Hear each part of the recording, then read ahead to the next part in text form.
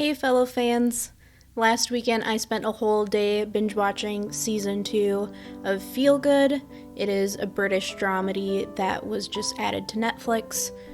Maybe I didn't even spend the whole day because it's only 6 episodes. Usually at the end of watching a British TV show, I'm left wanting more. This left me asking the question, why are British TV shows so short? Before we jump in, I want to just acknowledge that in America we call a string of episodes a season, and in the UK they call it a series. I might use them both, so let's jump into my research and read through some of the answers I came across on multiple articles. The first popular reason I found is that UK TV shows typically have a smaller creative team behind them. In the US, most television shows are created in writers' rooms where teams of writers work under a showrunner. Though each room is a little different, they typically work together to figure out the overall story and the basics of episodes, where different people will do the main task of writing each episode. In the UK, where a season might just be 4 to 8 episodes, it's much more common to see shows written by just 1 or 2 people. You're not going to get 25 episodes out of one person in a year's time. Well, you might, but the quality will likely suffer, as will the writer. American comedy is a producer's medium in which an idea is worked up, characters developed, and early scripts written. And then the show is handed over to a larger group of writers to flesh out into actual scripts. British comedy is a writer's medium. The scripts are almost always written and developed by 1 or 2 people, then taken to production.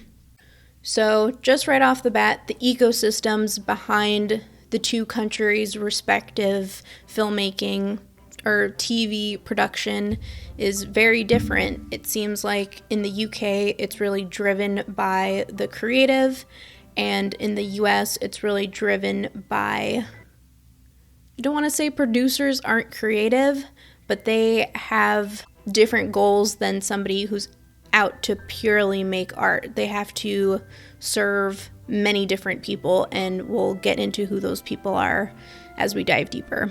So when working on this, I also tried to document some British TV shows that came to mind, pulled how many writers did each have, how many series or seasons, how many episodes per each, what network or platform were they released on. I tried to get different types, so comedies, dramedies, just straight up drama, some sci-fi, and wanted to see if there was a trend here. Just like all the research pointed to, yes, the shows typically with less seasons and less episodes were tackled by just 1 or 2 creatives, maybe 3, and the ones with longer episodes, longer seasons, had writers' rooms. So examples are Fleabag and IT Crowd and The Office, even Feel Good. They're written by, just a couple of people. When we look at Skins, Killing Eve, Doctor Who, they have writers' rooms. They have 8+ episodes a season, and then Doctor Who's been on for so long. We really do see that dense shows are short and written by just a few people, and then the ones that do more mirror an American season have more people working on them. Something else that I wanted to just mention with my list, because I could see it coming up, maybe my list is just really American because I'm American. Including Killing Eve and Feel Good felt weird because Feel Good is technically a Canadian lead. Sandra Oh in Killing Eve is an American lead, so are these even British shows? And something I've always had on my mind is, why are there always random British characters in American TV? And maybe it's also happening in British TV of, why do we have random Canadians and Americans as leads of our shows? So I'll probably make another video following up on that idea since it's been on my mind for a really long time.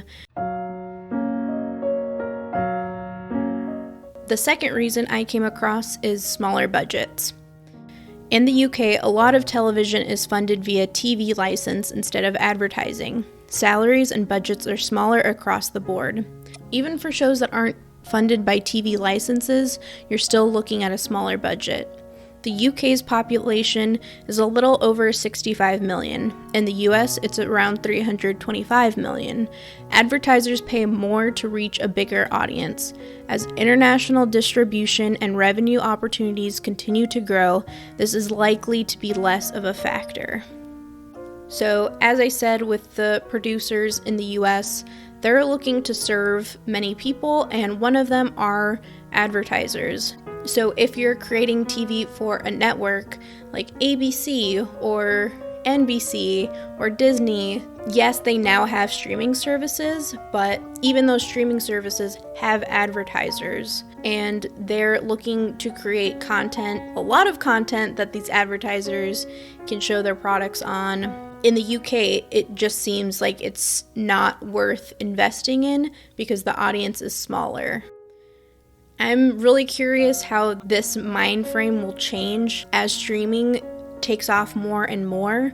We do see streaming services like Hulu and some of the others have built-in advertising, but then we have certain platforms like Netflix where you just pay your fee and they're not going to advertise to you. Let's see over the next few years if this changes as streaming becomes more and more popular. Something I came across while researching is the claim that the British have less interest in filler. I don't know how I feel about this. I personally don't think it's true. I don't think Americans crave filler either. I just want more. Oh, that sounded terrible. Like, Americans, they just want more. I get it. But if you give me this awesome thing, I don't want it to end so soon. That's kind of how I feel with a lot of these British shows that I like. It's just like 6 episodes and then like it's over, which is a bummer because I want more. Next time you're watching a 20+ episode season of an American TV show, pay attention to what's happening in the episodes. Nearly always, you'll find that only a fraction of the episodes contribute to the larger overall plot.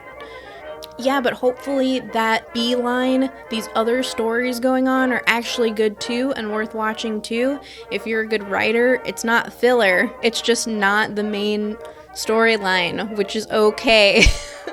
Or maybe I'm just like interpreting the shade from the Brits of like, we don't like filler. Americans consume and don't care about quality, and the more you get, the less the quality. I don't think that's necessarily the case. That's like saying a novel isn't good because it's long and it's exploring a lot of things and a short story is better. I don't necessarily, see the case. Like, something short can also be bad. But this idea of American TV shows having 20+ episodes rolls into the last reason that came up. Of course, it's always about money, not only with advertisers, but with gaining syndication. There are underlying economic reasons for 2 different models. The goal of almost any American commercial series is to air at least 100 episodes, because that's when you can be sold into syndication and aired as reruns on other stations or networks. That's where the real money is. But the BBC is publicly financed, so not every show has to earn its investment back with a multi-season run.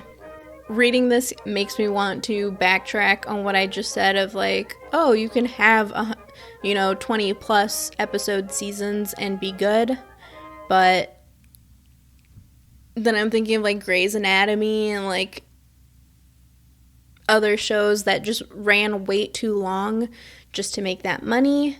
But also, if people are still enjoying them, like, isn't it worth it? Maybe it's okay if people are still watching these shows and looking forward to them every week.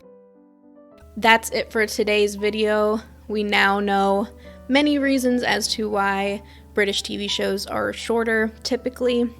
So let me know if there are any reasons you think I missed in the comments.